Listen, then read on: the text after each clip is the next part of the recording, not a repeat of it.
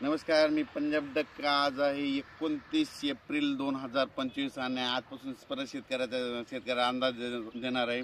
राज्यातल्या सर्व शेतकऱ्याला सांगू इच्छितो की आता 2-3 दिवस म्हणजे 29 एप्रिल, 30 एप्रिल आणि 1 आणि 2 मे पर्यंत राज्यात थोडी उष्णतेची लाट येणार आहे, म्हणून हे अंदाज लक्षात घ्यायचा. 44-45 अंशापर्यंत राज्यातला पारा जाणार आहे, म्हणून हे अंदाज लक्षात घ्यायचा. पण राज्यातल्या सर्व शेतकऱ्याचा कांदा काढणे चालू आहे, म्हणून त्यांना सांगू इच्छितो तुम्ही काय करा, मेच्या पहिल्या आठवड्यात अवकाळी पाऊस येणार आहे. म्हणजे सर्वदूर नाही पडणार, तुरळक ठिकाणी पडणार आहे.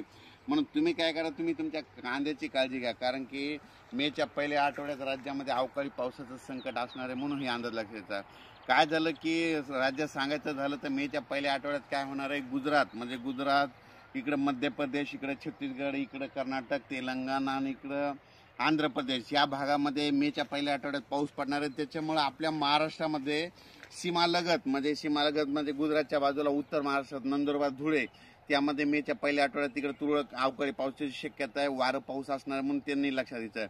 त्याच्यानंतर जळगाव जिल्हा मध्य प्रदेशकडे पाऊस पडणार आहे. त्याच्यामुळे मेच्या पहिल्या आठवड्यात त्याच्यामुळे जळगाव, जामोद, बुलढाणा जिल्हा, अमरावती, अकोला, वर्धा, नागपूर, भंडारा, गोंदिया, चंद्रपूर या भागामध्ये अवकाळी पावसाची शक्यता आहे, म्हणून मेच्या पहिल्या आठवड्यात हे अंदाज लक्षात घ्यायचा. त्याच्यानंतर तेलंगणात देखील अवकाळी पाऊस पडणार आहे मेच्या पहिल्या आठवड्यात. त्याच्यामुळं तेलंगणाच्या सीमालगत नांदेड, धर्माबाद, त्याच्यानंतर नायगाव, नरसी या भागामध्ये, त्याच्यानंतर देगलूर, सगरोळे या भागामध्ये अवकाळी पावसाची शक्यता आहे, म्हणून त्यांनी देखील लक्षात द्यायचं. त्याच्यानंतर कर्नाटक भागामध्ये अवकाळी पाऊस असल्यामुळे त्याच्यामुळं सातारा, सांगली, सोलापूर, धाराशिव, त्याच्यानंतर लातूर जिल्हा, परभणी जिल्हा, बीड जिल्हा, हिंगोली जिल्हा या भागामध्ये अवकाळीचं म्हणजे संकट असणार आहे, म्हणून हे लक्षात द्यायचं. त्याच्यानंतर कोकणपट्टीमध्ये देखील मेच्या पहिल्या आठवड्यात अवकाळी पाऊस असणार आहे. त्याच्यामुळे पश्चिम महाराष्ट्रात तुरळक ठिकाणी अवकाळी येणार आहे आणि योगायोगानं पश्चिम महाराष्ट्रातलेच कांदे काढणे चालू आहे. म्हणून त्यांनी काय करायचं, 2 तारखेपर्यंत तुम्ही कांदे काढा आणि झाकून ठेवा, कारण की 3-4च्या नंतर राज्यात वातावरण खराबच होणार आहे, म्हणून हा अंदाज लक्षात. अवकाळी पाऊस राज्यातला सर्व शेतकऱ्याला सांगतो की सर्वदूर नसतो, पण शेतकरी काय करतात, सर्वांना वाटतं की सगळीकडे, म्हणून हे पहिल्यांदा लक्षात घेणं जरुरी आहे. तर हे मान्सून पूर्व पाऊस असणार आहे, म्हणून हे लक्षात द्यायचं. आणि हा मान्सून यावर्षी तर सर्व शेतकऱ्याला एक परत यातून अंदाज देणार आहे. यावर्षी खूप चांगला पाऊस पडणार आहे, म्हणजे समाधानकारक असणार आहे. जसा 2024ला पाऊस पडला तसंच यावर्षी 25ला देखील पाऊस पडणार आहे, म्हणून ही शेतकऱ्यासाठी आनंदाची बातमी. आता ह्या मे मध्ये म्हणजे अवकाळी पाऊस म्हणजे मान्सून पूर्व पाऊस आला बऱ्याच ठिकाणी सुरुवात होणार आहे, म्हणून शेतकऱ्याला ज्या म्हणजे सातारा, सांगली, कोल्हापूर भागातल्या शेतकऱ्याला सांगू इच्छितो, तुमच्याकडे ऊसाला पाणी लागल म्हणजे ऊसाचं पाणी वाचल तसं तुमच्याकडे देखील असा पाऊस पडतच राहणार आहे म्हणजे या मे मध्ये, म्हणून हे लक्षात घ्यायचं. कारण की तुम्हाला जीवदान भेटणार आहे तुमच्या ऊसासाठी, म्हणून हे लक्षात घ्यायचं. कारण की मान्सून पूर्व पाऊस येणार आहे.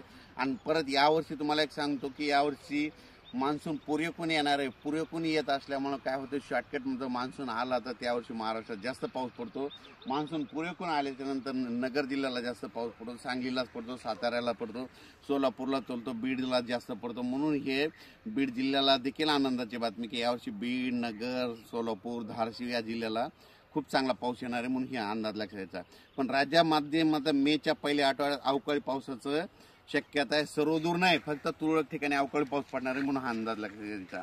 अचानक वातावरणात बदल झाला तर लगेच एक मेसेज दिलं तरी. आणि या ठिकाणी मी पाहू शकता की आम्ही सगळे शेतीची मशागतीचे संपूर्ण कामे करून ठेवलेली आहे. तुम्हाला सांगतो की आमची जमीन आहे की आम्ही काय करतो, तुम्हाला सांगतो आम्ही जास्त जमीन उकरत नाहीत, कारण की नांगरत देखील जास्त नाहीत. कारण की काय होतं, हे जमिनीचा पोत आहे हे कायमचा टिकून राहतो, म्हणून जास्त खोल नांगरत नाहीत. काडी कचरा, सेंद्रिय कर्ब खूप आहे, म्हणून आमच्या जमिनीत सुपीक येतं आणि सांगू शकतो. धन्यवाद.